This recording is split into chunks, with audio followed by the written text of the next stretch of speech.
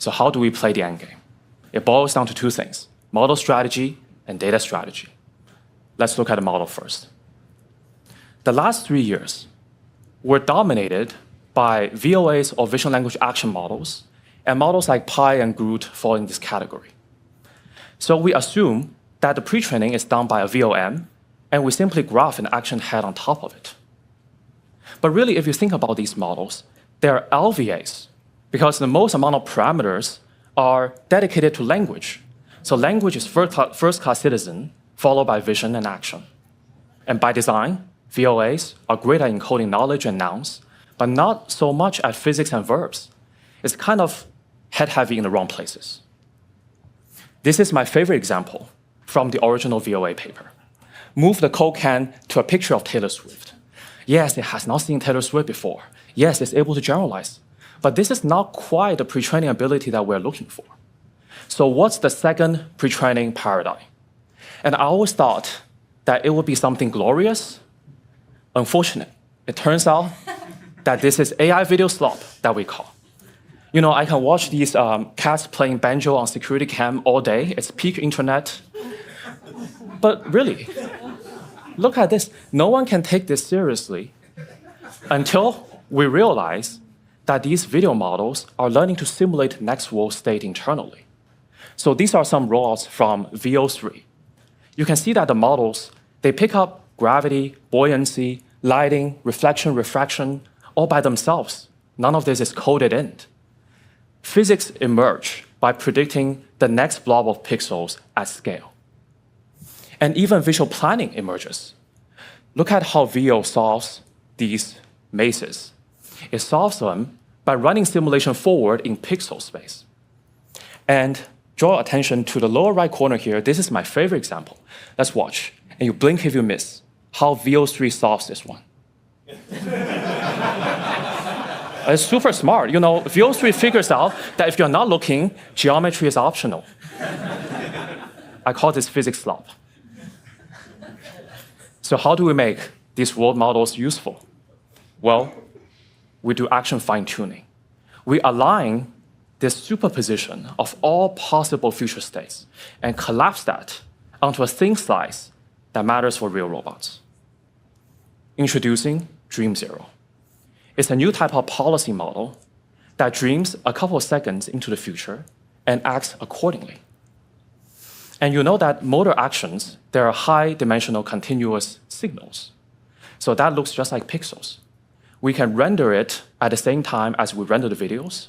So Dream Zero jointly decodes the next world states and next actions. And as a result, it's able to zero-shot solve tasks and verbs that it has never seen in training. And as a robot executes, we can visualize what it's dreaming about. And the correlation is very tight. If the video prediction works, the action works. If the video hallucinates, the action fails. So once again, vision and action are now first-class citizens. And we have a lot of fun with Dream Zero. So we just roll the robot around in our lab and then type random things into the prompt box. And of course, Dream Zero is not going to get all of these tasks 100% robust, but it's kind of like GPT-2. It's trying to get the shape of the motion correct in every case. So Dream Zero is our first step towards open-ended, open vocabulary prompting for robotics. And we call this new type of model World Action Models, or WAM. So let's all take a moment of silence for our dear friend VOAs. They've served us well, rest in peace, long live World Action Models. And next, data strategy.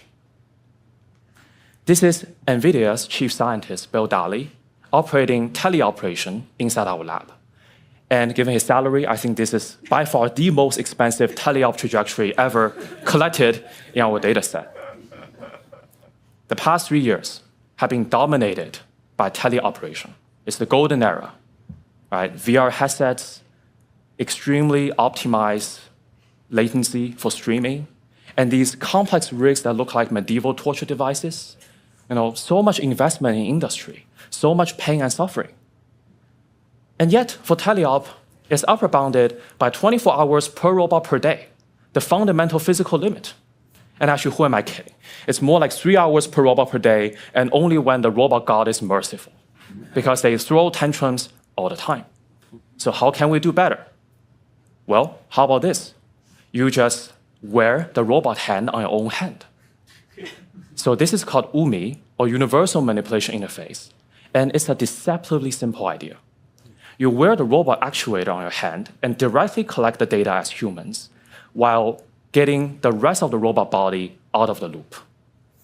Yet, I would say UMI is perhaps one of the greatest papers ever written in robotics data, and it spawned 2 unicorn startups. On the left-hand side is generalists improving this design so you can wear the gripper here, and then on the right-hand side, Sunday made these 3-finger data gloves. So last year, we took it one step further. We designed this exoskeleton that has a 1-to-1 mapping with 5-finger dexterous robot hands, and we call it Dex UMI. Let's look at it in action. On the left, the human directly collecting the data always the fastest. On the right, look at how difficult teleop is. Right? The human operator, here one of our most skilled PhDs, he has to align very carefully, right? And then it's super slow. Also, the success rate is very low as well. And in the middle, you just wear this exoskeleton and you collect data directly.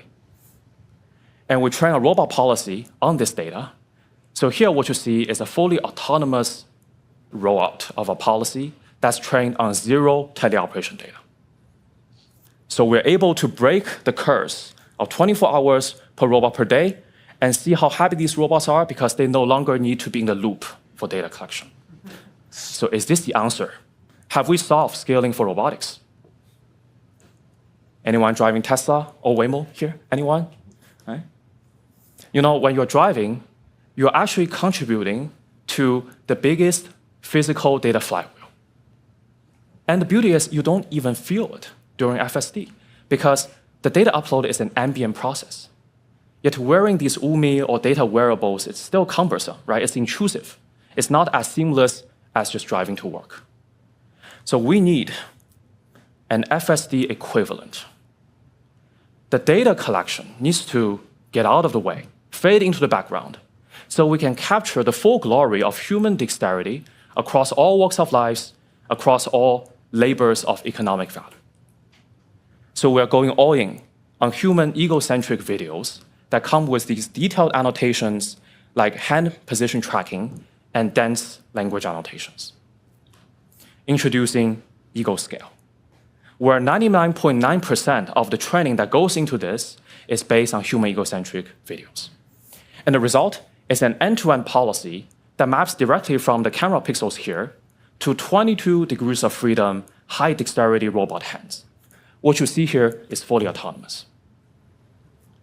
We pre-train Ego Scale on 21K hours of in-the-wild egocentric human data with 0 robot data whatsoever. And during pre-training, we predict these hand joints and wrist poses. Then in action fine-tuning, we collect only 50 hours of high-precision mocap data gloves and 4 hours of teleop.